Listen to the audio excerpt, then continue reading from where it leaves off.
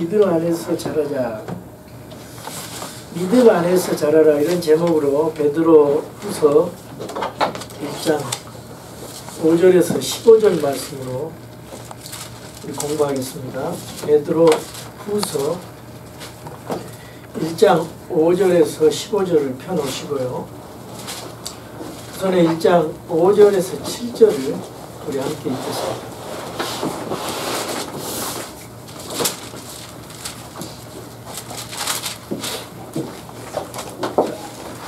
한 목소리로 읽겠습니다.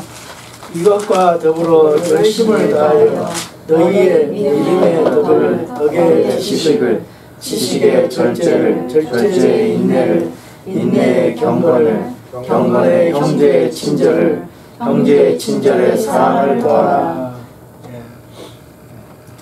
여기 4절에서 하나님의 본성에 참여하는 자가 되었다고 말씀합니다. 구원받은 자는 하나님의 본성에 참여한 자입니다. 하나님의 본성에 참여한 자는 하나님의 본성에 참여한 자들끼리 모입니다. 그리고 하나님의 본성에 참여한 자는 거룩과 성결의 삶을 살아갑니다. 그리고 말씀을 탐구하고 말씀에 대한 갈증을 느끼고 기도하게 되고 전도하게 되고 섬기고 물질로서 재능으로서 시간으로서 주님을 봉사하고 또 덕스러운 그런 삶을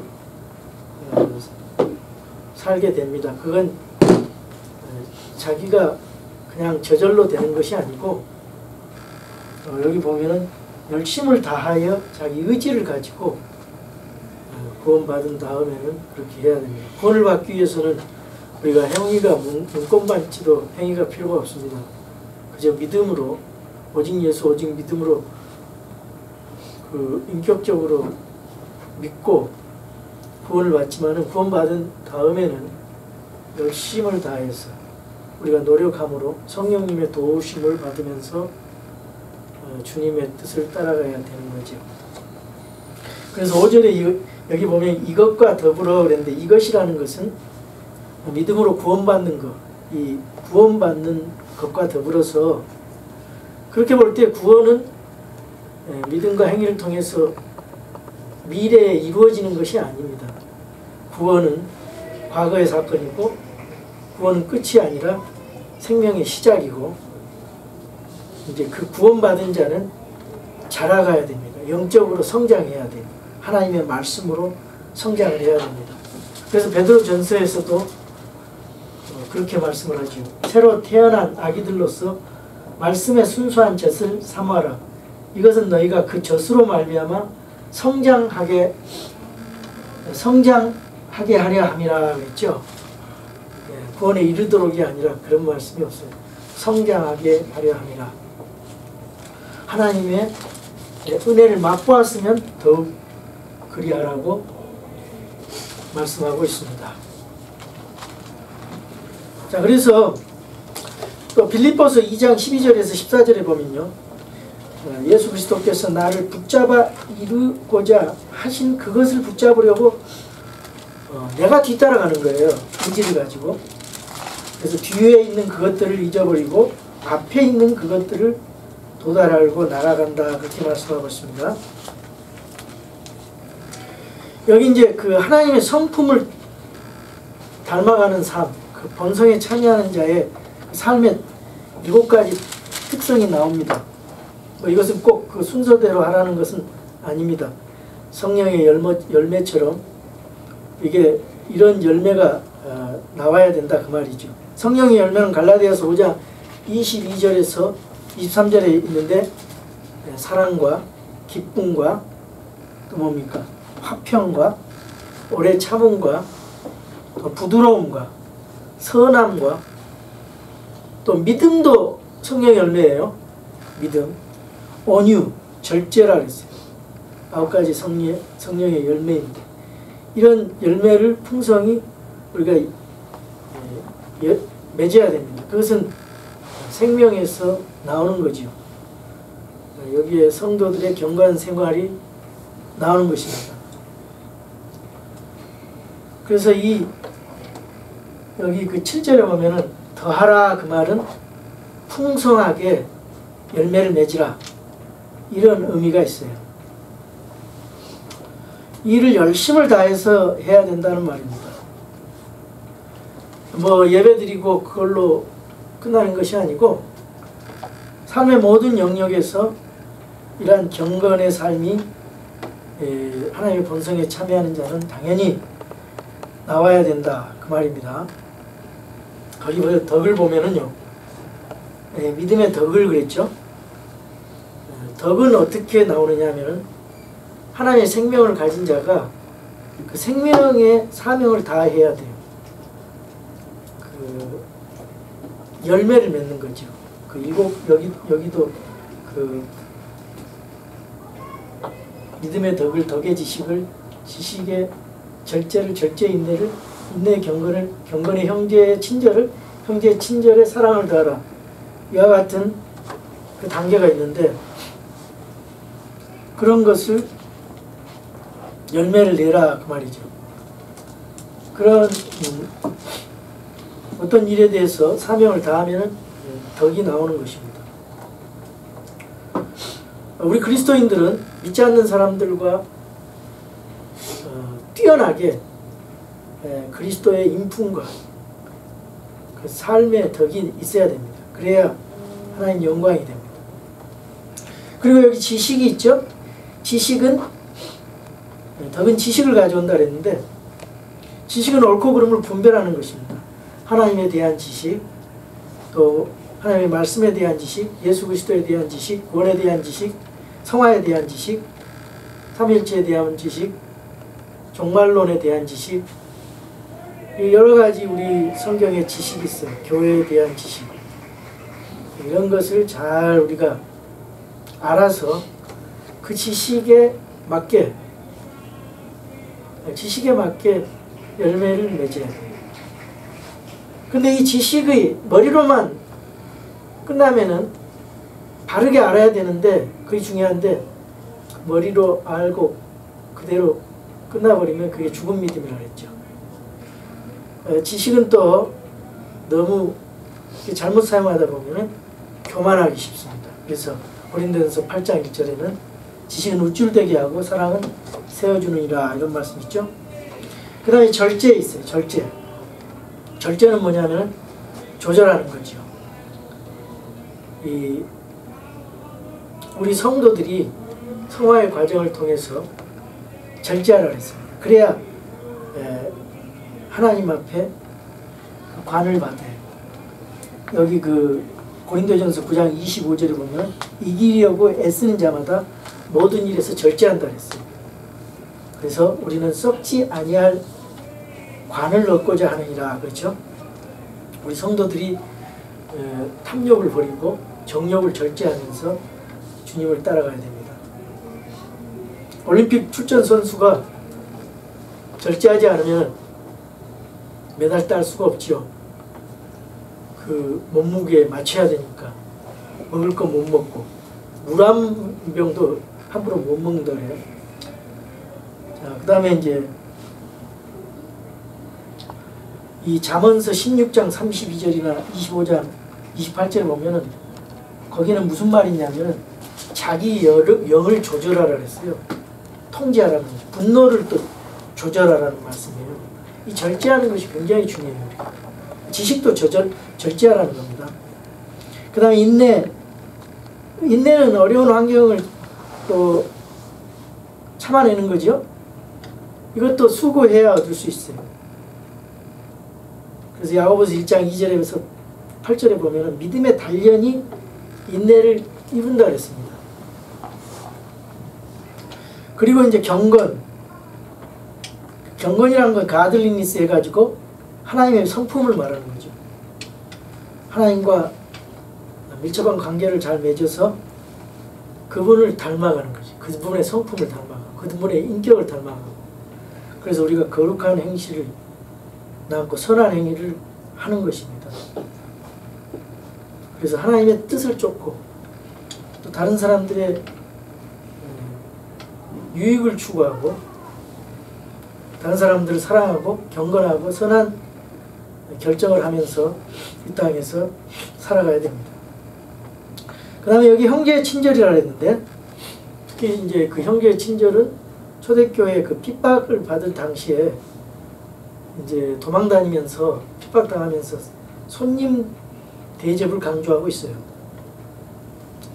여기 옆에 그 노트에 보면은 에베소서 4장 32절에 서로 친절히 대하며 상냥한 마음을 품고 용서하라 그랬죠. 그리고 히브리서 13장 1절에는 형제 사랑을 지속하고 그런 말씀이 있고요. 베드로전서 1장 22절에는 형제 사랑을 순수한 마음으로 뜨겁게 사랑하라 그랬습니다. 그리고 로마서 12장 10절에는 형제 사랑으로 서로 친절하게 애정을 가지고 서로 먼저 존중하라고 그랬어요.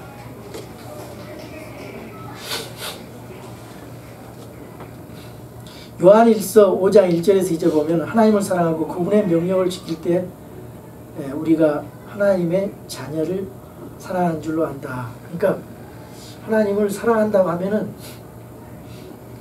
그 사랑의 명령을 지키라는 겁니다. 그리고 이제 마지막으로 사랑이 나와요. 아가페 사랑이죠. 예수 그리스도께서 우리를 위해서 십자가에서 희생을 하셔서 사랑하셨던 그 사랑. 그 희생과 긍휼의 사랑, 여기에 우리가 순종해야 된다는 거죠. 근데 우리가 할 수가 없어요. 어떻게 우리가 원수까지 사랑하겠어요? 그래서 성령님께 반드시 순종할 때 그러한 열매가 나올 수 있다는 것입니다. 이런 7가지 중에서 우리가 어느 것이 부족한가, 우리 자신을 속중심을 살펴서 우리가 점검하면서 성화의 과정을 걸어가야 됩니다. 우리가 이제 구원받아서 하나님의 본성이 있잖아요.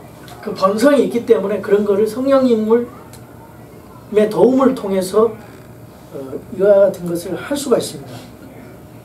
그래서 로마서 8장 29절에는 그 성화의 그 과정을 맨 처음에는 우리가 이제 예정하시고 선택하셔서 우리를 그 칭의로 그 의인으로 칭해 주시고 그 다음에 그 성화 sanctification 그 다음에 glorification 영화롭게 하신다 그랬거든요. 그 하나님의 아들의 형상과 일치될 수 있다고 그랬어요. 로마서 8장 29절에 보면 그분께서 자신이 미리 아신 자들을 또한 예정하사 자신의 아들의 형상과 같은 모습이 되게 하셨나니 이것은 그분이 많은 형제들 가운데서 처음 난 자가 되게 하려 하심이라. 우리가 그 자칫 이제 보면은 사람을 이렇게 닮으려고 합니다. 유명한 사람들. 근데 사람들은 로마서 8장 3장 4절에 보면은 사람은 다 거짓말쟁이고 하나님만 참이시라 했잖아요. 그 사람들이 실수한다고 해요. 그래서 사람을 본받으려 하지 말고 예수 그리스도를 본받고 주님의 형상과 일치될 수 있도록 우리가 해야 됩니다. 하나님의 본성이 주어진 우리는 그분의 아들의 형상과 일치될 수가 있다고 성경은 말씀하십니다. 자, 두 번째로 8절에서 11절까지 우리 읽겠습니다. 여기는 하나님의 본성에 참여하는 자의 실제 삶의 결과가 무엇인가, 이와 같은 것에 대해서 말씀하고 있습니다. 8절 보겠습니다. 이것들이 너희 안에 있어 풍성하면 그것들이 너희가 우리 주 예수 그리스도를 아는 것에서 빈약하거나 열매를 맺지 못하는 자가 되지 아니하게 하려니와 이것들이 없는 자는 눈먼 자요 멀리 볼 수 없는 자며 자기의 옛 죄들에서 자기가 깨끗하게 된 것을 잊은 자니라. 그러므로 형제들아 더욱 열심을 내어 너희를 부르신 것과 선택하신 것을 확고히 하라. 너희가 이것들을 행하면 결코 넘어지지 아니하리니 이렇게 우리 주 곧 구원자 예수 그리스도의 영존하는 왕국에 들어감을 주께서 너희에게 풍성히 베푸시리라. 베푸시리라 그랬습니다. 우리 1절에서 7절에 나오는 그 하나님의 본성에 참여하는 자는 믿음의 덕의 지식의 절제 인내를, 인내의 경건의 형제 친절 위에 사랑을 더하라 그렇게 말씀하셨죠. 그렇게 풍성하게 해야 풍성한 열매를 맺고 강건한 자가 될 수 있다고 말씀합니다. 구원을 받고 하나님의 본성에 참여하는 자가 빈약하게 열매를 맺지 못하는 자도 있고 또 풍성하게 열매를 맺는 사람들이 있다고 말씀하고 있어요. 그래서 마태복음 7장에 보면은 그들의 열매로 그들을 안다 그랬고, 좋은 나무마다 좋은 열매를 맺고 변질된 나무는 나쁜 열매를 맺는다고 말씀하고 있어요. 우리가 열매를 맺기 위해서는 신실해야 되겠죠. 하나님의 본성에 참여한 자는 신실해야 열매를 많이 맺을 수가 있습니다. 또 여기 9절에 보면은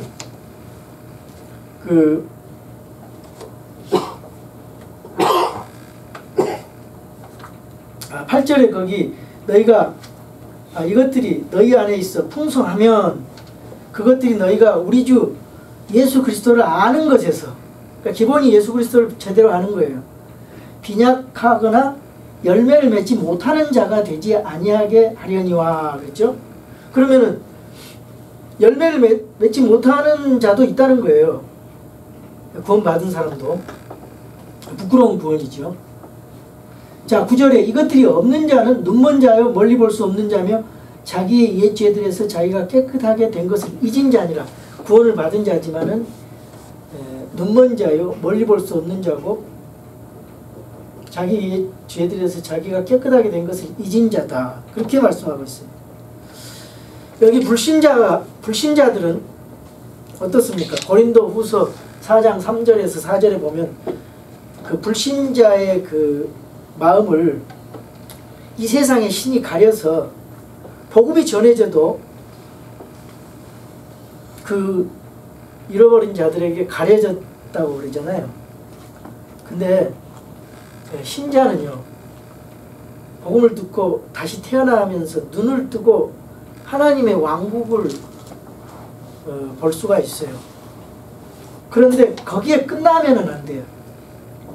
계속 열심으로 이렇게 믿음 안에서 자라야 열매를 맺을 수가 있다 그 말입니다. 그러기 위해서는 우리가 영혼의 관점에서 봐야 돼요. 현실이 어렵다고 해서 그냥 대충 사는 것이 아니라 영원한 미래 영광을 바라보면서 넓고 멀리 봐야 돼요. 그래서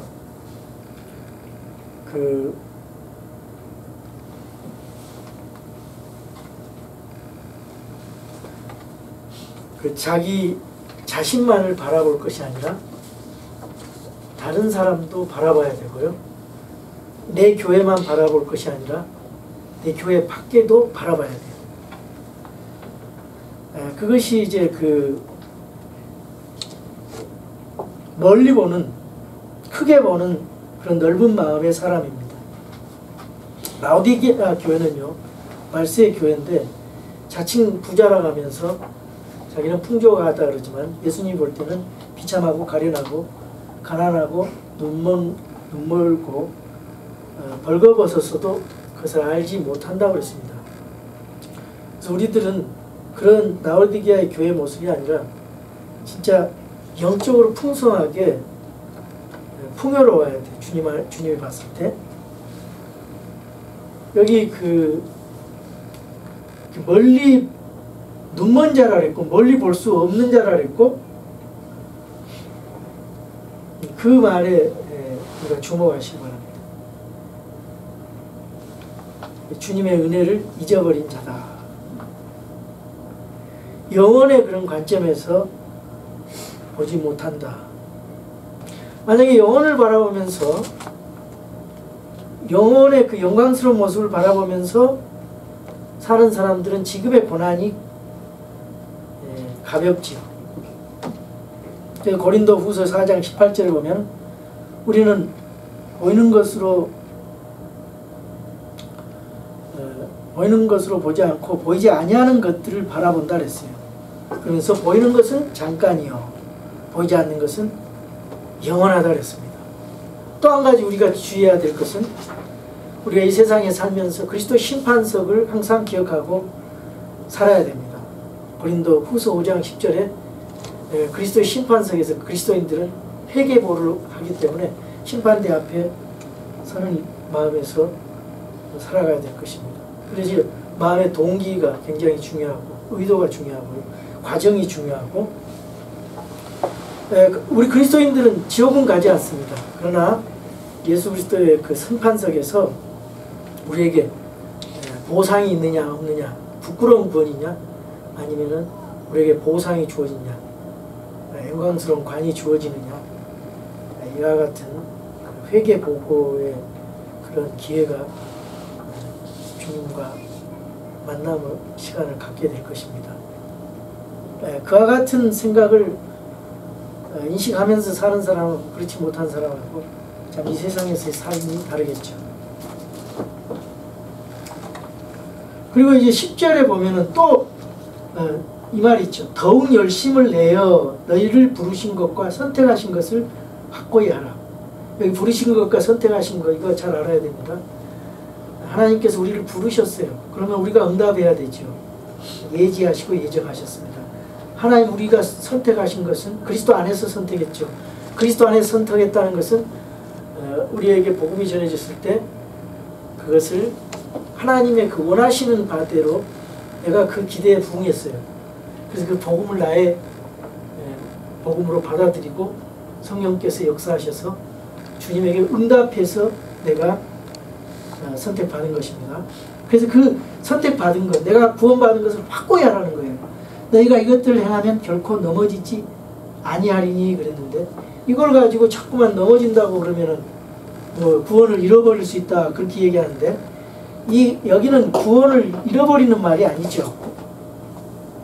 이거는 그 고린도전서 10장 12절의 말씀과 같은 그 넘어진다는 의미로 쓰여졌습니다. 거기 그 고린도전서 10장 12절에는 그런즉 스스로 서 있는 줄로 생각하는 자는 넘어질까 조심하라 그랬잖아요.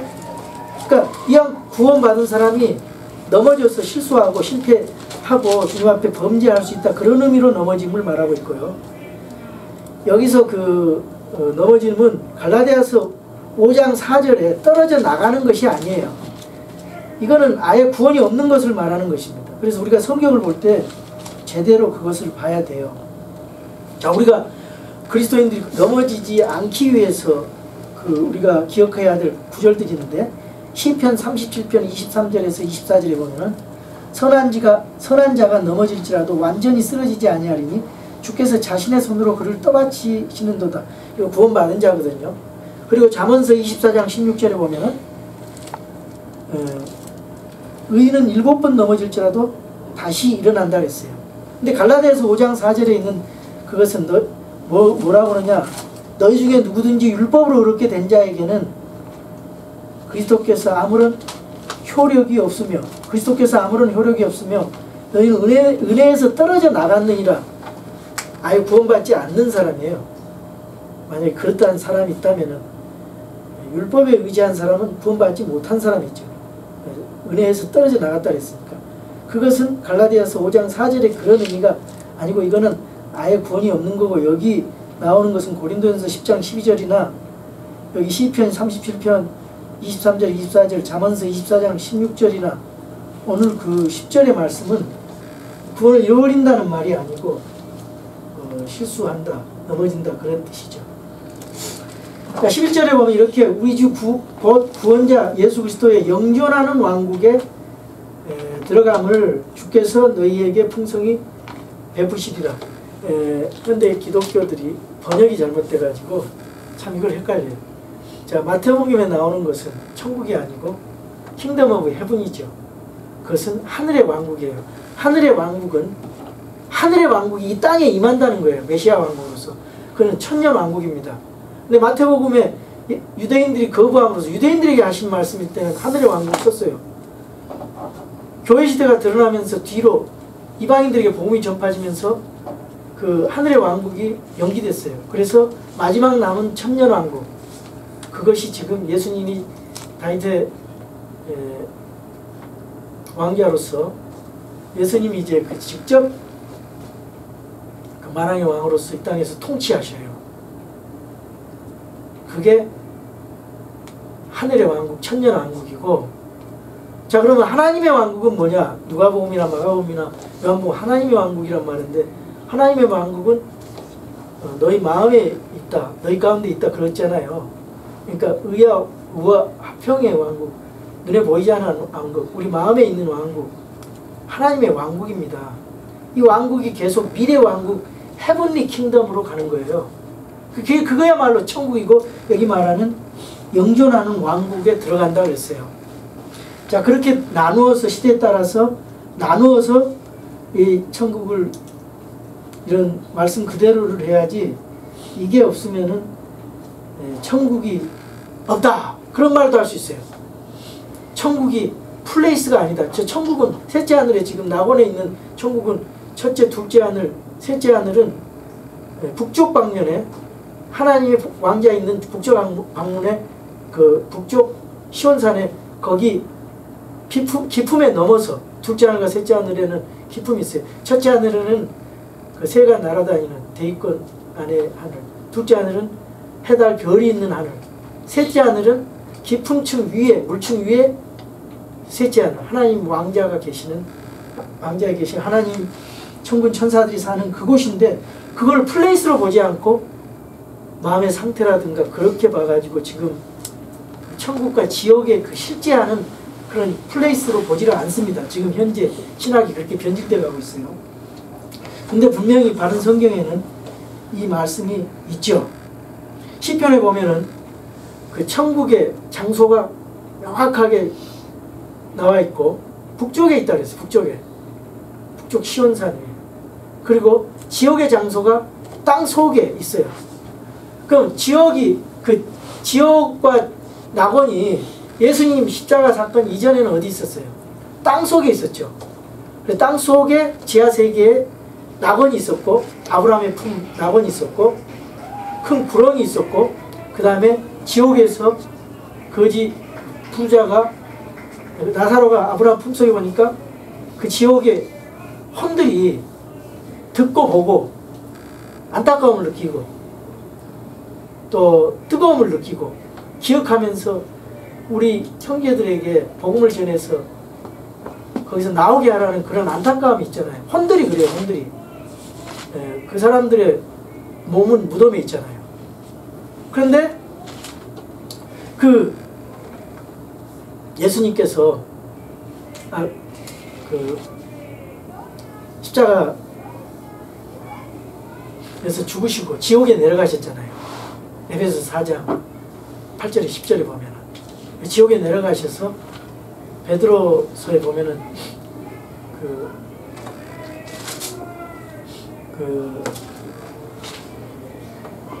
옥에 있는 영들에게 복음이 아니라 선포하셨다 그랬어요. 베드로 그 후전서 3장 19절에 보면, 그거는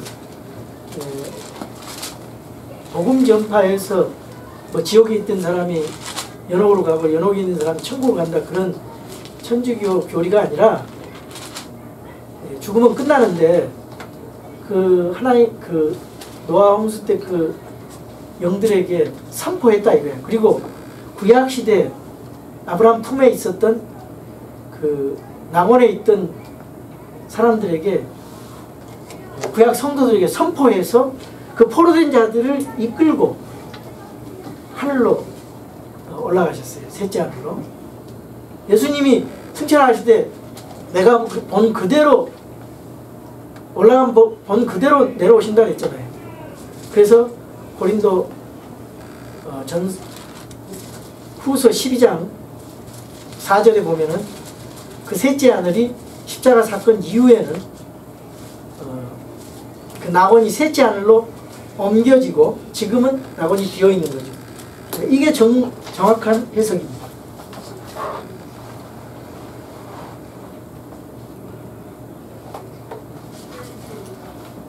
자, 우리 계속해서 이제 베드로의 죽음이 임박하고 베드로의 그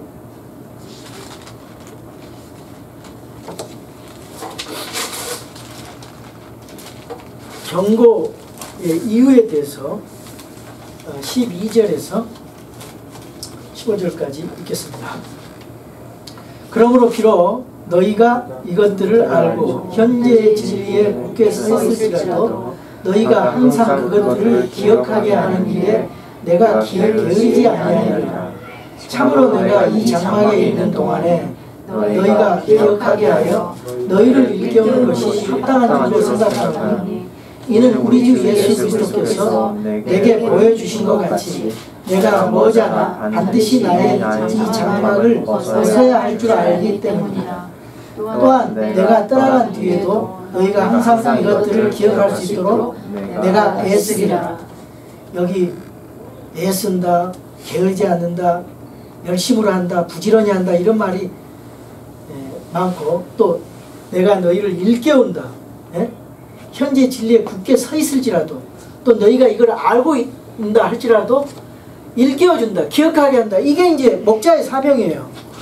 목사의 임무는요, 계속해서 반복해서 성도들이 이미 알고 있어도 또 그것을 또 그의 진리에 서 있다 할지라도 계속해서 기억하게 하고 리멤버하게 하고 그것이 목사가 할 일이에요. 그러니까 반복해서 그 세뇌시키고 하나님 말씀으로 무장하도록 체질화되도록 하는 것이 목사가 할 일입니다. 그 여러분들이 혹시 반복해서 얘기한다 할지라도 그걸 은어스럽지 않게 또 말하네 목사님. 그래서는 안 돼요. 왜냐하면 사람은 실수하고 자꾸 잊어먹고 망각하기 때문에 목사가 그런 일을 하는 거예요. 목사가. 자, 그래서 우리가 항상 믿음 안에 있는지 우리 자신을 살펴보고 우리 자신을 입증해야 됩니다. 항상 우리 안에 내가 그리스도 안에서 합당한 그 삶을 살아가고 있는가, 이렇게 우리가 생각하면서 하나님 앞에 두렵고 떨림으로 우리가 거룩한 삶을 살아가야 됩니다.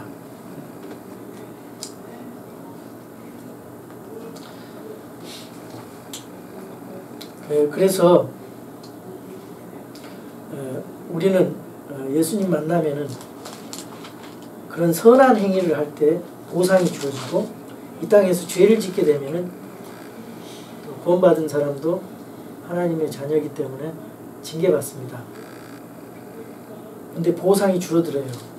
죄지면.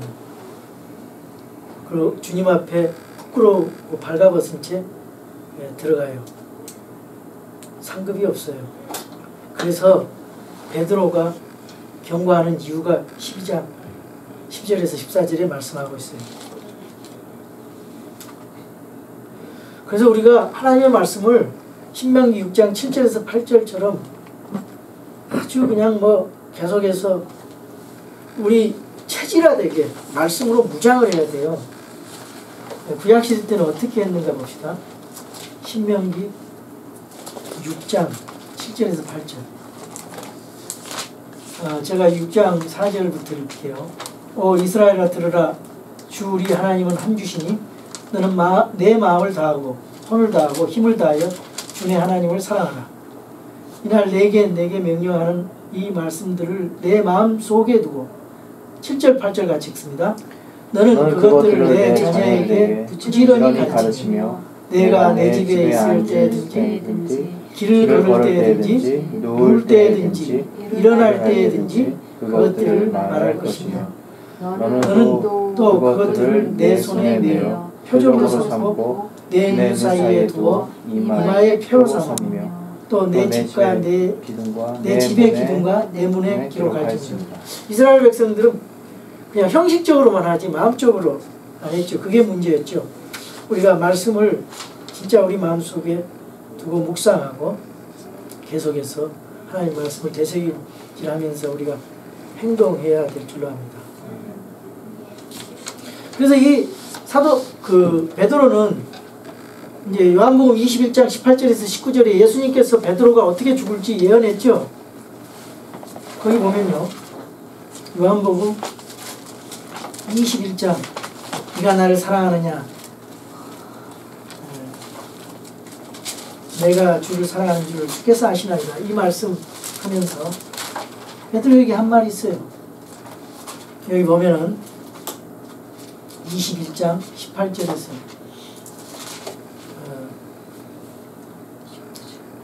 19절에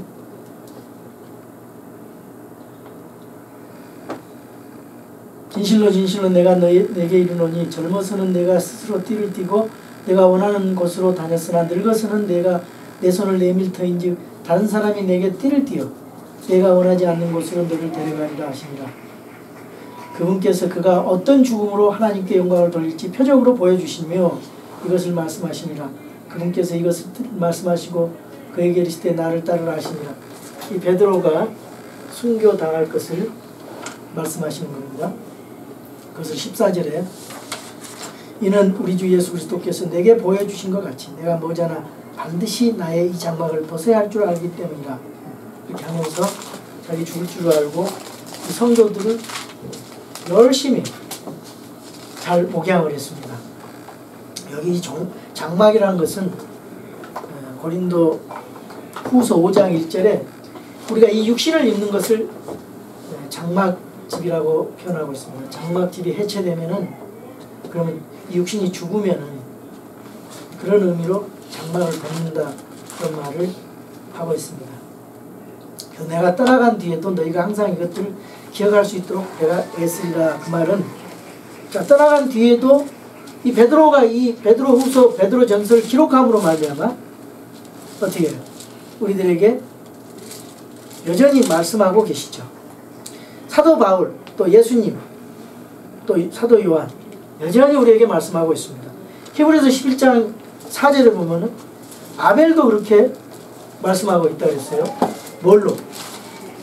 하나님 말씀으로 우리에게 계속 기억해 말씀해 준다고 했습니다. 히브리서 11장 4절입니다. 우리 한 목소리 읽고 마치겠습니다. 믿음으로 아벨은 가인보다 더욱 뛰어난 희생물을 하나님께 드리고 그것으로 말미암아 자기가 의롭다는 증거를 얻었으니 하나님께서 그의 예물들에 대하여 증언하시니라. 그가 죽었으나 믿음으로 여전히 말하고 있느니라. 아멘. 기도하겠습니다.